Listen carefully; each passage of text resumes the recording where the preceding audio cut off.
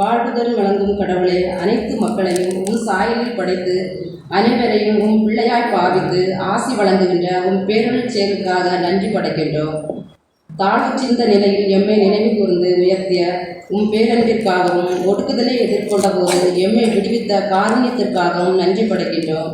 நல்ல கடவுளே, சமூகத்தின் விளிம்பு நிலையிலிருந்து தள்ளப்பட்ட மக்களின் நல் வாழ்விற்காக உம்மிடம் மன்றாடுகிறோம்.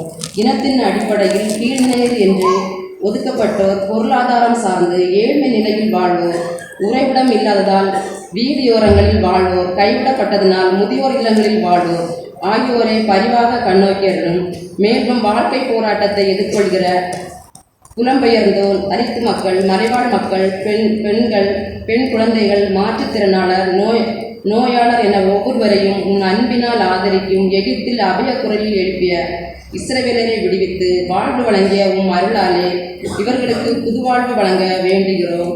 இவர்களுக்காக நல்ல உதவிகள் வழங்கும் நல்லெண்ணத்தை திருச்சபை மக்களுக்கிடையே உருவாக்கிடவும் உம் அருள் வேண்டி மன்றாடுகிறோம்.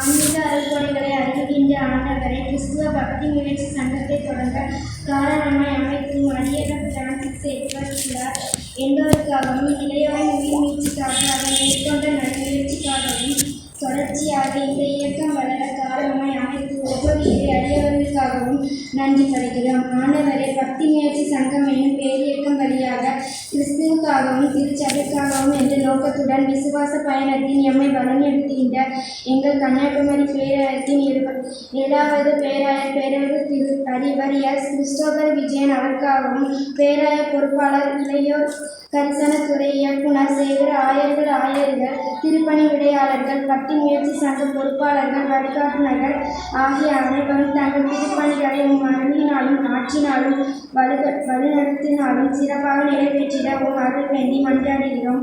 உம் அடியார்களாகிய நாங்கள் அனைவரும் கிறிஸ்துவுக்கென்று எங்கள் வாழ்வை ஒப்படைத்து திருச்சபை வழியாக பிறருக்கும் தொண்டாடி வாழ உம் இரக்கத்தை வேண்டுகிறோம்.